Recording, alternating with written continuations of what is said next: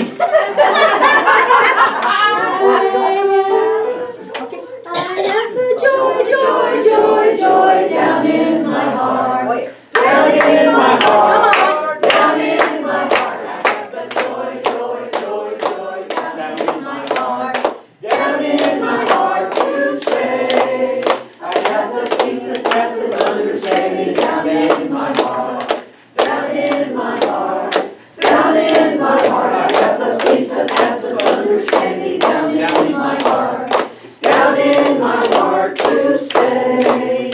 I have the life and love of God within me down in my heart. Down in my heart. Down in my heart. I have the life and love of God within me down in my heart. Down in my heart to stay. Down in my heart to stay. Woo! Good job, everybody. That was wonderful. We're going to have to do that again, you know, with a different song. We'll get it.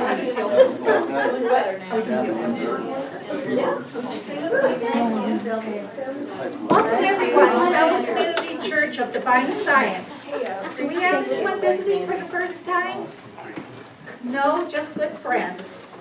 If you have a cell phone, will you please turn it off or put it on silence because it interferes with our service. We may or may not have special music. Let's get it. And all right, one-line reader is Del Seiler. Del?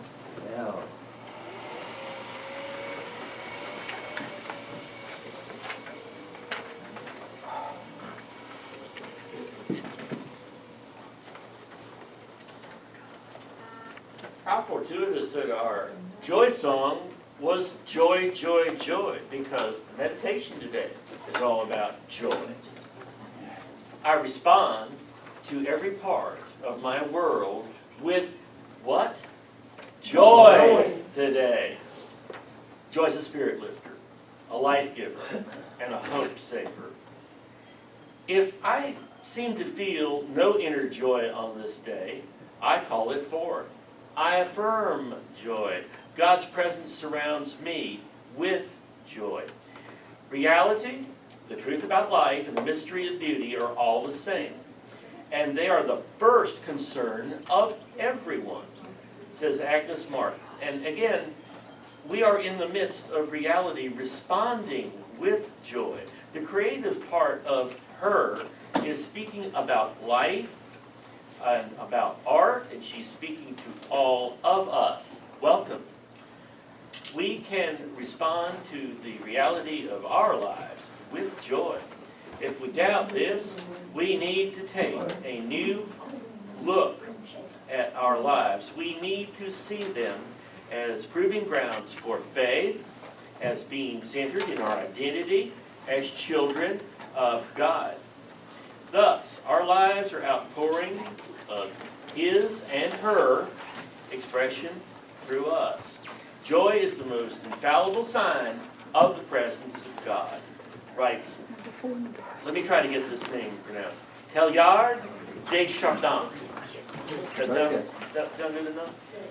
But if we lack joy, it's not that God's not with us, but that we've lost our sense, our awareness of that very presence. To regain it, we need only to open our hearts and let our minds and spirits receive His and her Spirit. John 3:29, this joy, this perfect joy is now mine. Words today from Elizabeth S. Lamb. Please enjoy your Sunday and your service. Thank you.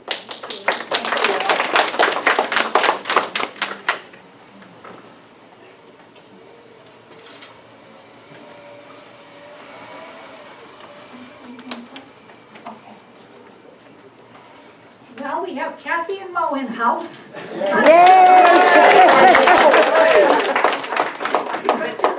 We could do it without them, but it's not as good. Our opening hymn is number 3, Amazing Grace. Please sing all 3 verses. That's number 3, Amazing Grace.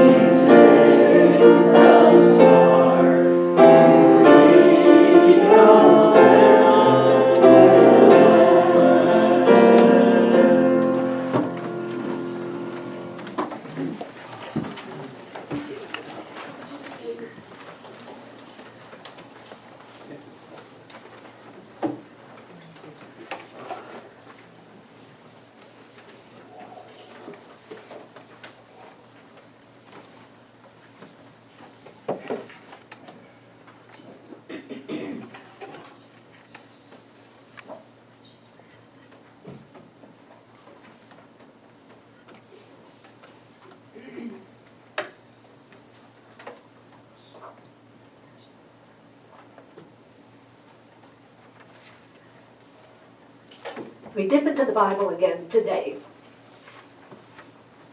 finding those nuggets, those beautiful rainbows of wisdom, of inspiration, of uplift. This one is from Revelation 2:26. He that overcometh and keepeth my works unto the end, to him will I give power over the nations. He that overcometh. What are we overcoming? Well, we're overcoming our fears. We're overcoming our doubts. We're overcoming a sense that it's not going to get any better. We're overcoming a sense that we are impeded or held back from the things that are important for us, from healings we desire, from abundance, greater abundance in our lives. That's what we are concerned about. That's what we have to overcome. That's what we have to move past. It goes on to say, the one who overcomes this, who keeps pushing against that so-called barrier, knowing that with God all things are possible, to that person will who keepeth my works unto the end, to him will I give power over the nations. What are the nations? The nations are within us. The nations are those states of mind, those states of body that hold us back, that keep saying no to us when we know that what we need, what God wants for us, which is always good, is within reach. It is at hand. That's what we're promised. So to know this truth, to keep his works to the end, keep on keeping on, persist, it will give us power over the nations within us, but also the nations outside of us. We know the one-to-one relationship between mind and body. We know the one-to-one relationship between our states of mind and our experience in the world. We know that as we keep that consciousness of beholding the good in another, seeing their trials, their tribulations, their difficulties as opportunities, and reminding them of that. As we move through life in that way, in a positive and fully expectant way of good for ourselves and for others, then indeed we will have power. Not the kind of power that one misuses, because one can't misuse this power. It's the power of love in action. But we will have power over ourselves, over our states of mind, over our fears, over our concerns, and we will have power in that harmony, abundance, blessings, peace will be our experience in the world. It's a wonderful reminder We have to keep on keeping on, watching the states of mind that say no to us. There is no such thing as no. No. There is always yes. Now it might be a little different kind of yes than we expect, because we don't have all knowledge as God does. But it will be a yes. It will be a blessing. It will be positive. It will lift us. Shall we say our divine science statement of being? If you don't know it, it's in your orders of service.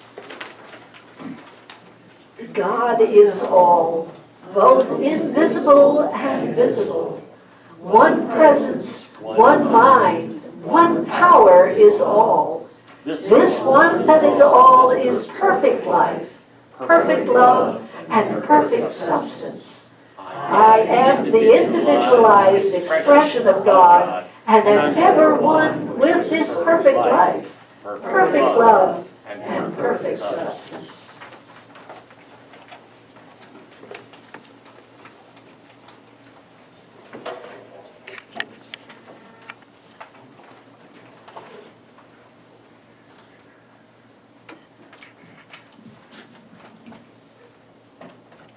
Good morning, and what an honor and a pleasure it is to be with you again. Thank you so much for having us. I'm Kathy, and this is Mo.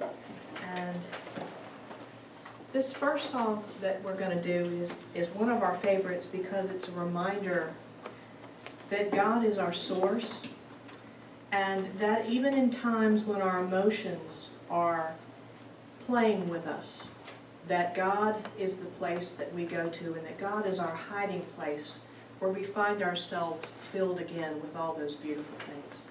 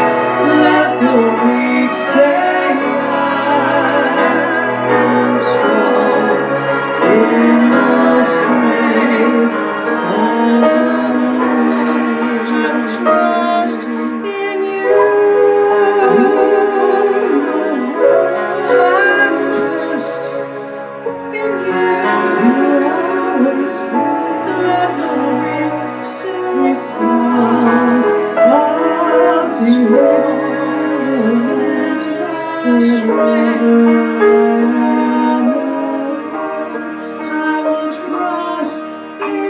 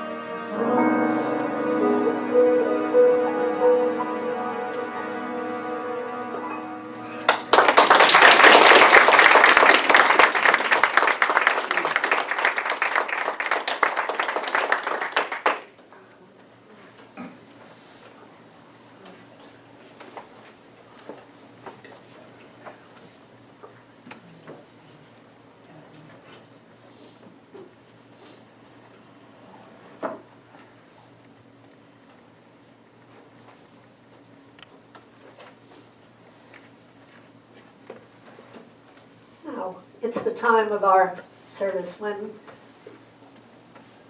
we just get still. We allow ourselves to just be, retreating to that place that Jesus called the closet.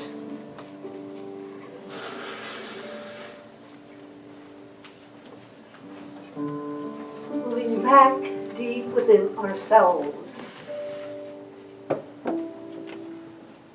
Back to a place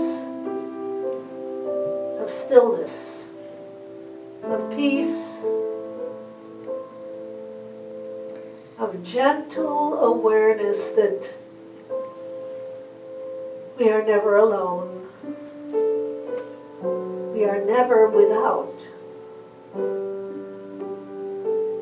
because we are ever within the presence of God. We are ever nourished by that presence, lifted by it, inspired. That infinite mind that puts thoughts into our heads that bless and benefit us, that provide us the ability to see behind the words of someone, to the pain that might be within them, to see life truer, to see life as God in action. Oh, in this place of peace within, this time when we allow the body to relax, the face, shoulders, arms, back, stomach, hands and feet. Release, release. For it is a place of safety, a place of nourishment. We drink of the living water of omnipresence. How wonderful to know, how blessed to realize that God is, and God is within and without. There is no place where the presence isn't right there in fullness, especially in those places that hurt, that puzzle, that frustrate, that cause anxiety, fear, a desire perhaps to get even. Right there, the healing is taking place if we allow it. And whatever negative, limiting feeling or thought it can be transformed.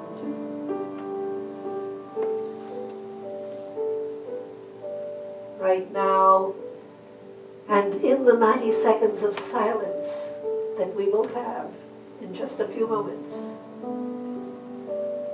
I invite you to let go, let God. Let God create that miracle within and without.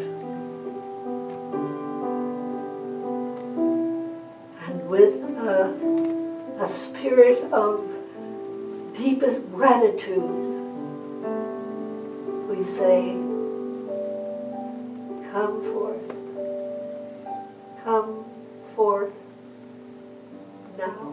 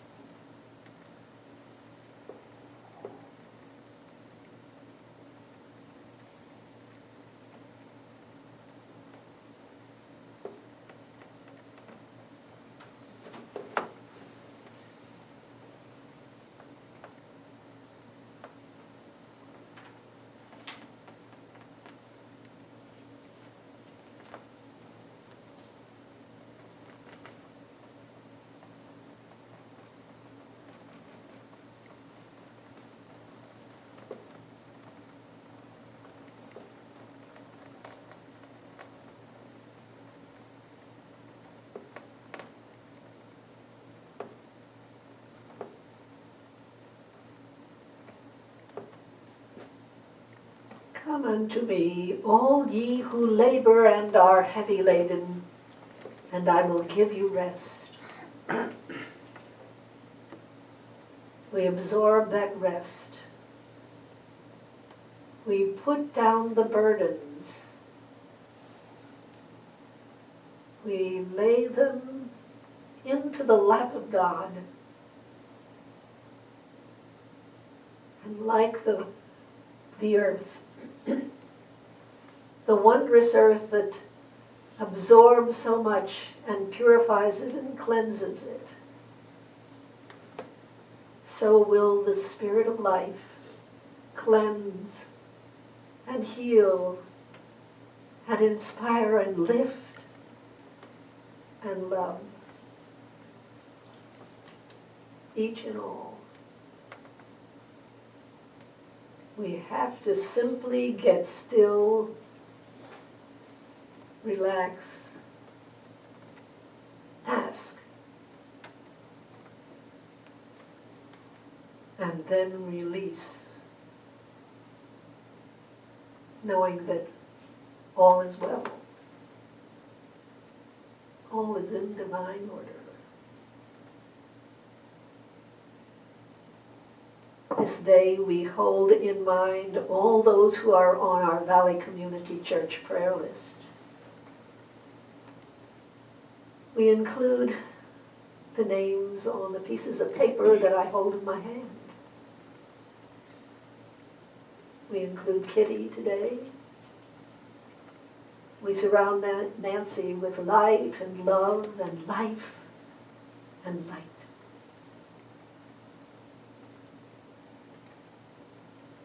The healing is coming forth. Your friends, your dear ones, are also included in that circle. And also is included my granddaughter, Lauren, who will be a mother before this day is out. and then make my son David and my daughter-in-law Deirdre grandparents, and Eddie and I great-grandparents. We send her blessings and light and love.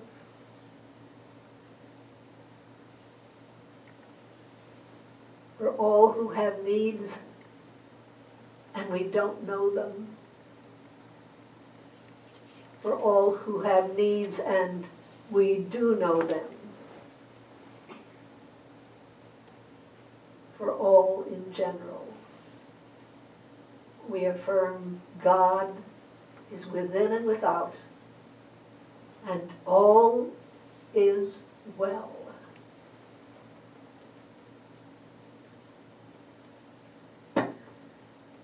Amen.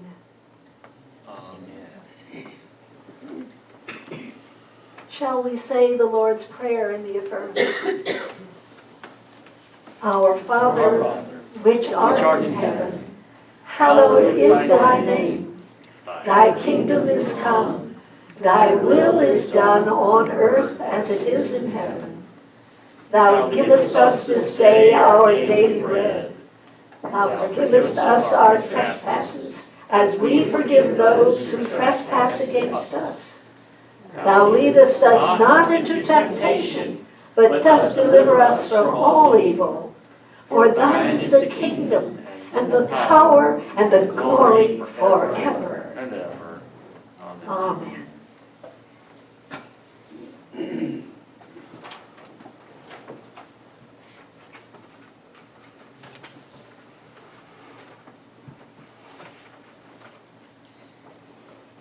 title of my talk today is The Gospel According to Who? It was 1945, near a town called Nag Hammadi in Upper Egypt, when a farmer by the name of Muhammad al-Saman discovered a sealed clay jar. In it were discovered 13 leather-bound papyrus manuscripts that contained 52 different documents. For the most part, these manuscripts were written in Coptic. That was the language of Egypt in early antiquity. These manuscripts were dated between the 3rd and the 4th centuries AD. They were all copies of earlier writings. These codices, or manuscripts, probably came originally from a nearby monastery. The ruins of the monastery can be seen to the present day. These documents were probably buried because that's what they did with documents they weren't going to be using anymore. They were probably buried when the local bishop condemned the use of any early Christian writings except what is known today as the New Testament. Once they decided what the New Testament would be, then everything else was put aside. This probably happened around 350 AD. Among these 52 manuscripts was a copy of the Gospel of who? The Gospel of Thomas. It was the only complete copy that was ever found. The Thomas manuscript that was found at Nag Hammadi was a translation in the Coptic, of course, of a much earlier text that had been originally written in Greek. So it was translated from Greek to Coptic. It is thought by today's experts that the original Gospel of Thomas in Greek might date back as early as 80 AD, or possibly even earlier, about the same time, certainly, as the Gospels of Matthew and Luke were written. And some experts have said that it could possibly predate the stories about Jesus in the New Testament. Now, we know that the stories of Jesus were first an oral tradition before they were written down. So, who knows? It might have been the Gospel of Thomas that some of those early oral traditions were written about. Actually, the Gospel of Thomas was not unknown in the ancient world. It was referred to a number of times in the writings of such ancient theologians as Origen of Alexandria and Hippolytus of Rome. So it was well known, and it was well disliked. They didn't like it at all. It said some things that the Gospels don't always say. The Gospel of Thomas is really very different in its structure from the Gospels of the New Testament, because it's strictly a series, a collection of 114 statements that Jesus was said to have made. Now, the introduction to this Gospel says, "These are the hidden words that the living Jesus spoke, and Didymus, Judas, Thomas wrote them down." Jesus spoke them, Thomas put them down. The New Testament stories, on the other hand, all told stories. They were an ongoing narrative about the things that Jesus did, like choosing his disciples and healing the sick, raising the dead, traveling to different parts of the country, walking on water, a crucifixion, the resurrection, and on and on. And of course, his teachings interspersed throughout, which were so unique, such valuable spiritual truths. About half of Thomas's statements, actually, about Jesus are similar, but they're not exactly the same as what we find in the New Testament. For instance, number 47, the book of Thomas tells us, Jesus said, "It is impossible for a man to mount 2 horses or to stretch 2 bows. It is impossible for a servant to serve 2 masters, otherwise he will honor the one and treat the other contemptuously. No man drinks old wine and immediately desires to drink new wine, and new wine is not put into old wineskins, lest they burst. Nor is old wine put into a new wineskin, lest it spoil it. An old patch is not sewn onto a new garment, because a tear would result." That's Thomas. But you hear echoes. Matthew 6:24 says something very similar, in a shorter way, though. "No man can serve 2 masters, for either he will hate the one and love the other, or else he will hold to the one and despise the other. Ye cannot serve God and mammon." And Luke 16:13, pretty much the same thing, except he uses the word servant. No servant can serve 2 masters. So Matthew, Mark, Luke also sound that warning of not putting new wine into old bottles. You can hear the echoes of Thomas' words in a number of the other Gospels, in a number of passages in the New Testament. Of course, what they're all teaching in this particular section is that you can't think and live according to opposing principles. Can't do it. You can't serve 2 masters. You cannot mount 2 horses at the same time. You cannot stretch 2 bows at the same time. Every one of us has to decide which is the important one. What is most important in our lives? Matthew and Luke point to the choices we've all made. We can give close attention to remembering that, and sometimes we do this, and sometimes we forget, and sometimes we go back, and sometimes we're away from that decision for weeks and months. But as we continue to try to remember that we are forever in the presence of God, a God who loves us forever and unconditionally, and that our dearest desire has to be to respond to that God, to do what his will is, which is, of course, to think and to act lovingly. That's what God expects of us. That's what God desires for us, wants us to put up at the top of the list of important things. But, as many people, and sometimes we ourselves are apt to do, we choose mammon. Mammon. That is the money, the social position, power, ego, those rewards that our society counts as the very most important thing to get. It's what's the greatest number of people are automatically drawn to. But it's a trap. It's a trap because we are never inwardly fulfilled by what the world can give us. We only achieve inner freedom, peace, happiness, when our desire is to include God on an ongoing basis, as often as we can. Remembering that God is omnipresent, that understanding peace, abundance, and God's goods are good is all right here within and without.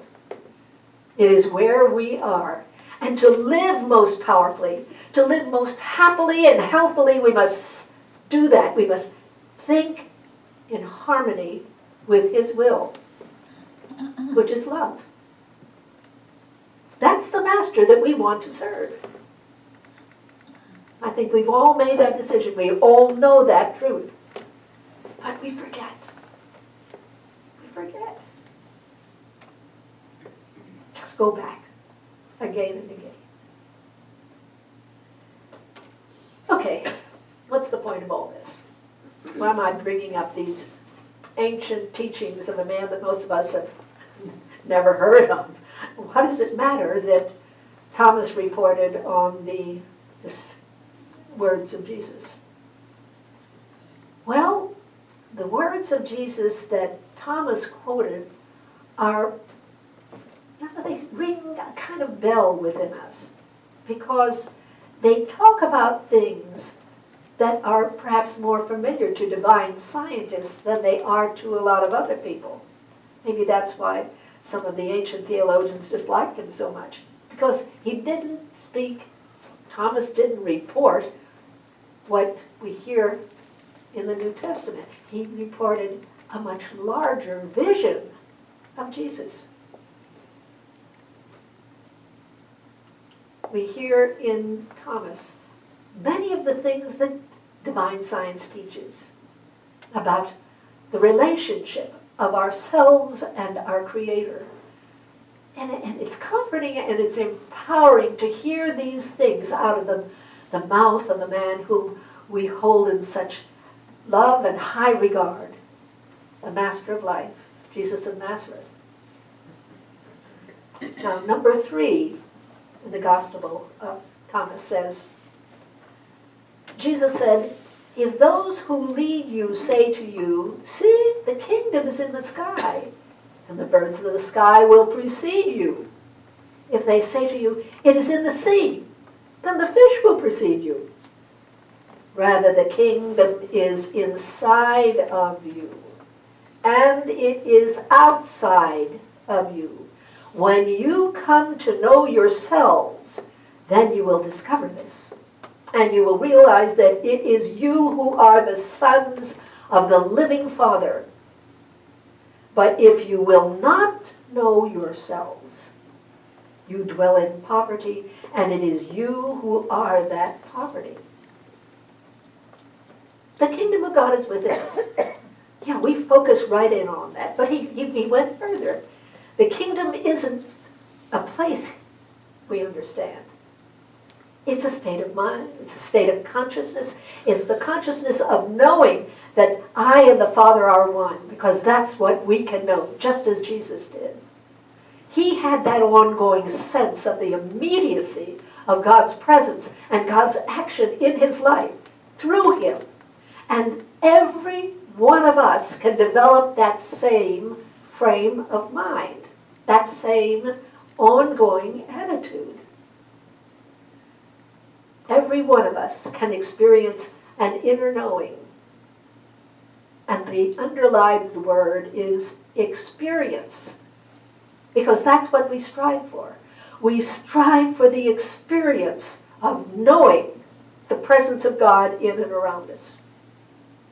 Now, this quote tells us that we absolutely must come to know the truth of ourselves, because that is the truth that will carry us along, that will lift us in those dark places, and that will make the bright places even brighter.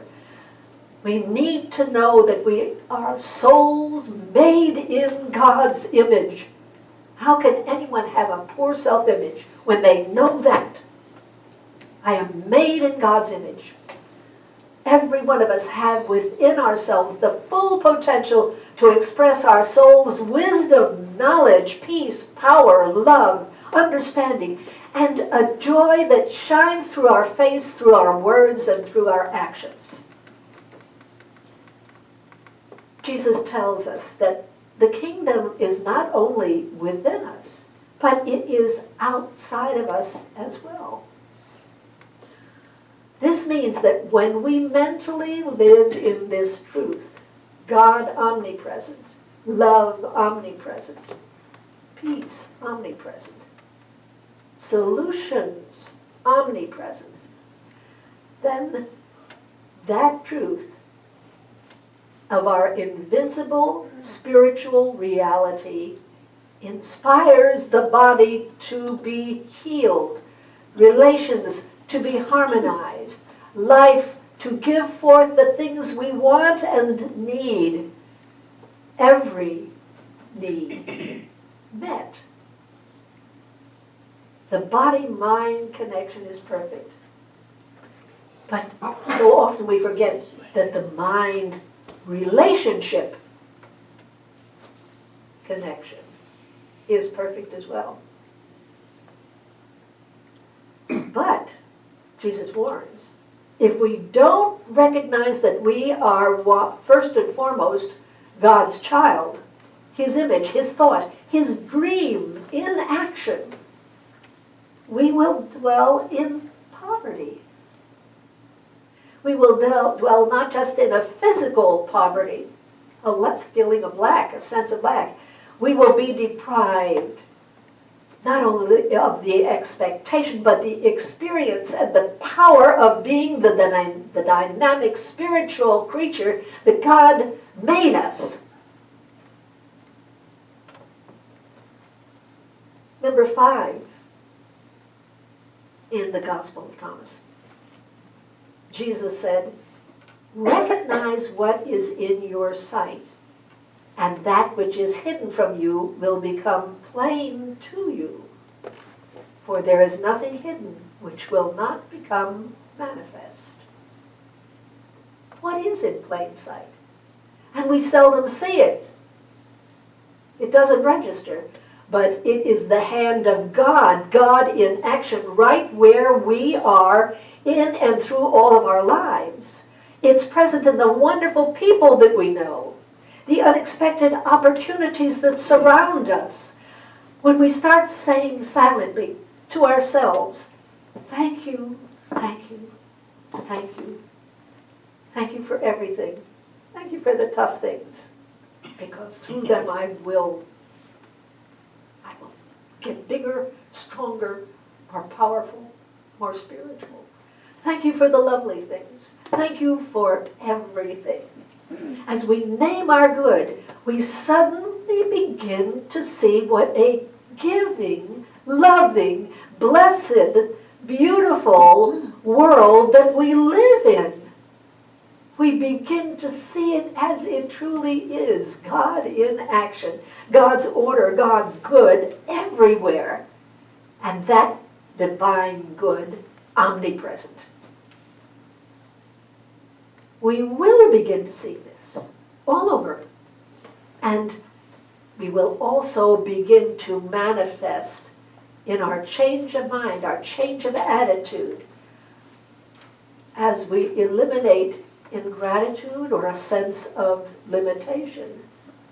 We will find ourselves seeing through eyes full of positive expectation and gratitude to marvels that are all around us. God present, here, within, and without. What was once hidden from us because we didn't look for it, that will become manifest, evident, undeniable.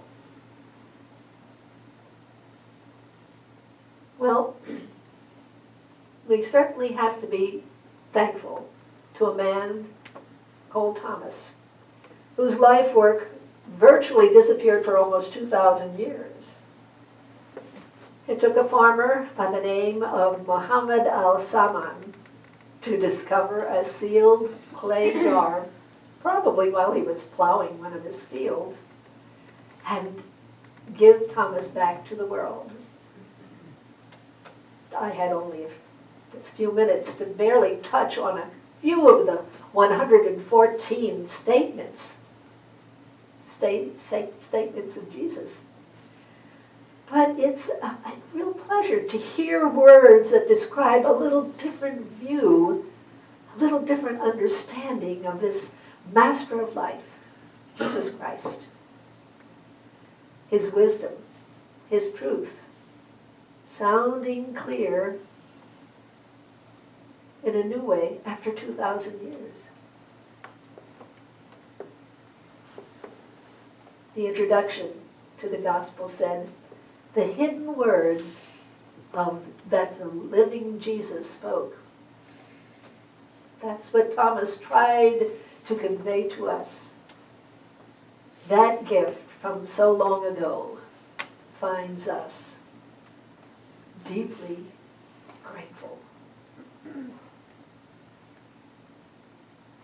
Shall we go within and get still?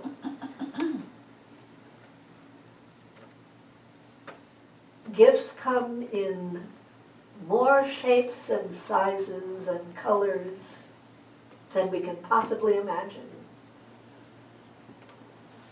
Sometimes they come in a dirty old clay jar. Sometimes they come in the words of a friend or even someone we don't like a bit. But gifts from God are around us all the time, are bubbling forth within us. Every time we come up with a new idea or a new way to do something or a better approach to something, an attitude that we know will bring forth harmony rather than disharmony. Thank you, beloved Father. Thank you. You are within, you are without, and your gifts are too voluminous for us to begin to understand. Life itself, the gift. Our ability to walk and talk and breathe, to see, to think, to love. A gift from you. For all those hidden gifts that are becoming visible moment by moment and day by day. We give deepest thanks. Amen.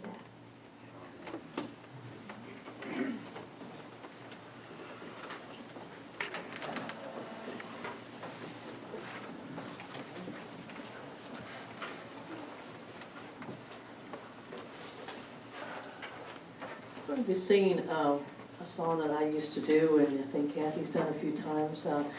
It is a few things that were said in the Bible, and I'd be interested to know what Thomas has to say about this, but I know that it was in it's very important because Jesus said, this is my last commandment, the most important, to love one another.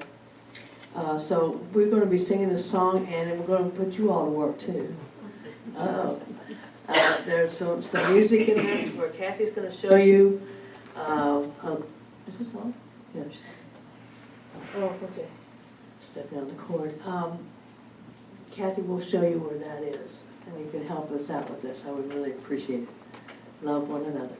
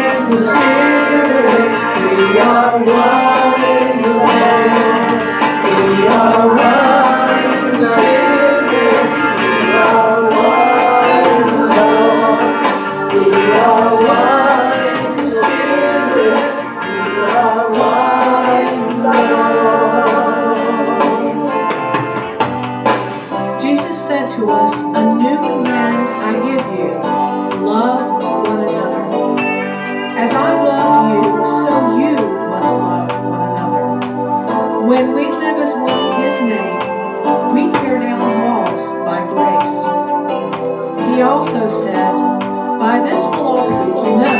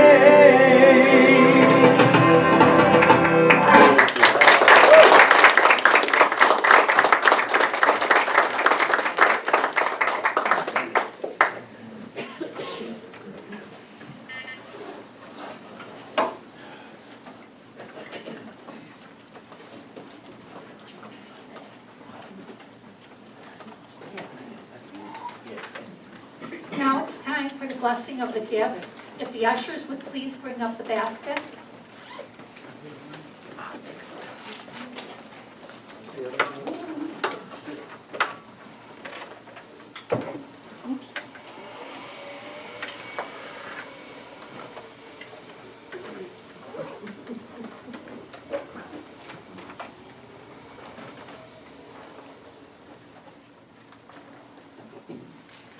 Please recite with me the blessing of the gifts.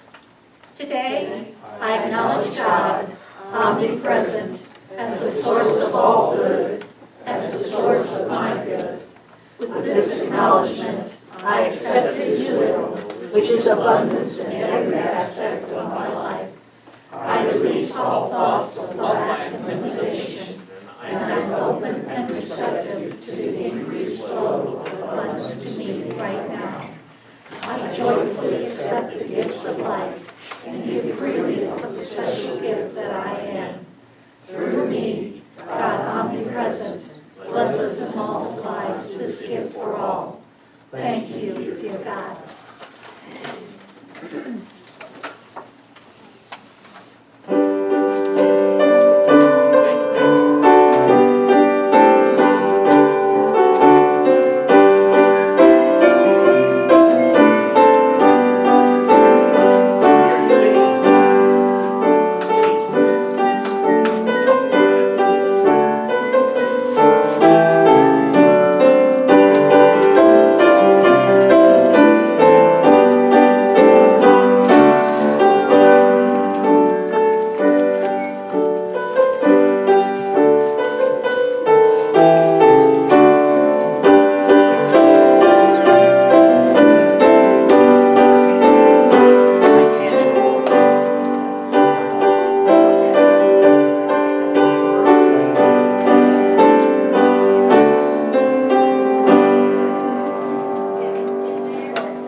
Now, will you turn to each other and say, thank you for your gift to God's Word. Thank you. For your gift to God.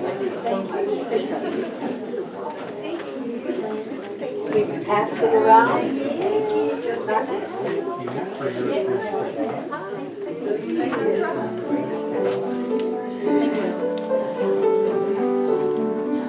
In God's will.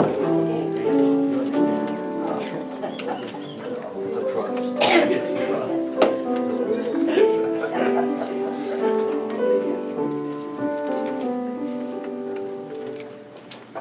You can play along. Notice it.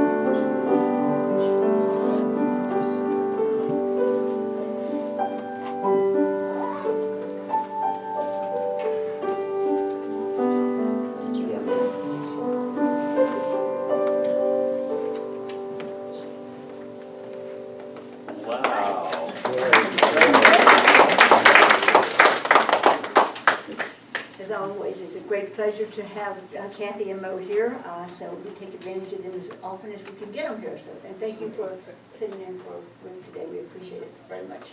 That isn't working. Now it's working. It's turned off. Okay. Okay, try to make the announcement short. Monday nights at 6:30, Maurita's doing DVDs on the other Gospels. Yeah, the Apocryphal Jesus. And guess what I did? I was sort of previewing the whole thing, and I left the first DVD in the player at home. And so what we did was we played a section on the Gospel of Thomas. That's what sort of inspired this today's talk. But we decided that it might be a good idea just to do one segment at a time. But this, it's 24 segments, 24 half-hour segments. And, but we would just do one at a time. We'd talk about it. We felt like another one we might not. But we're going to sort of pick here and there which segments we want to hear. Look at all the titles. So if you're interested at all, come at 6:30 on Monday. There's a love offering taken, but it's fun, it's interesting, and well, we will be picking and choosing and having some interesting meetings. Join us if you wish. Okay, and also on Wednesday nights, you're doing the Dead Sea Scrolls still at 6:30? Still at, we've changed it to 5 o'clock, yes. It's changed to 5 o'clock that, for the Wednesday night DVDs that they're doing. This coming Saturday is our annual trip kayaking and paddle boating at Carvin's Cove. You need to be there at 7:30 because if you're not there, we don't get kayaks or whatever because people are out there early. So Kate's not here today, but I'm pretty sure that if anybody is going to meet here, we'll probably meet at the church, and then people will ride together. But I'll make a call later in the week, I'll verify that with her. So if you're going to ride and carpool, you need to be at the church at 7. Everybody else be out at Carvin's Cove by 7:30 so we can get the kayaks and the paddle boats. And I'll probably need to know who else is going so when we get out there, we can at least tell them. They won't hold them, but sometimes if we talk real nice, they'll do something to keep them there until we all get there. So anyhow, I'll need to know, and I know you're going, aren't you, Laurel? Yeah, right. Don't wait for me, Jane. Get out there because one year we went, there was no charge at Carvin's Cove, but normally they charge. They charge for the kayaks. I'm thinking it was like $7.50, something like that. I'll double check that. I'm thinking it was for each kayak was $7 or $7.50 or something like that for the kayak and the paddle boat. Yeah, I think you're running for like 2 hours or something, but I'll verify all that. Okay. Make sure how much it costs. Next Sunday, after the service, we're going to go to the Bramilton Deli for lunch. We had potluck last week, and this month has 5 Sundays in it, and so instead of doing another potluck, we're going to go to Bramilton Deli after church service next Sunday. So everybody plan to do that. Also coming up, we have some other things coming up in August. I know we've been working you all with the yard work and all these other things going on around the church, so we try to play a little bit too. But coming up in first weekend in August, we're going tubing again, which everybody has always enjoyed doing that trip. Yeah, Jerry. So, anyhow, that's always a fun I'm going trip. today with my daughter, so that's flights and Okay, cool. So that's always a fun trip. And then Wanda told me that we can go another Saturday in July to work on the pallets. So I've been looking at the calendar. We have a lot going on, so probably not going to be until the last Saturday of the month because some people are going to be gone and all that. But I'll verify that with her, make sure we can still do that. So that's something we can do, and we usually spend about 2.5 hours there, and we make a little over $200 for the church. So that's it's fun. It's work, but it's fun. So anyhow, try to put that on your calendar. Also, this week's flowers are sponsored by Laurel and Cynthia for Rick's birthday. He's not here, so we'll see that he gets them. Okay, thank you.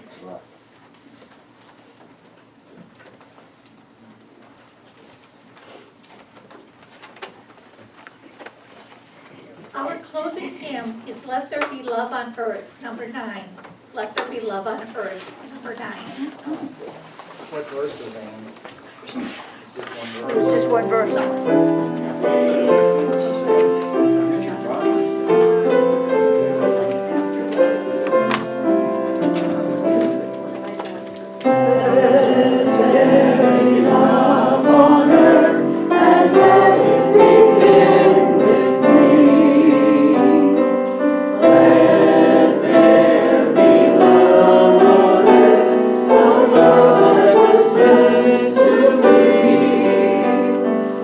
Father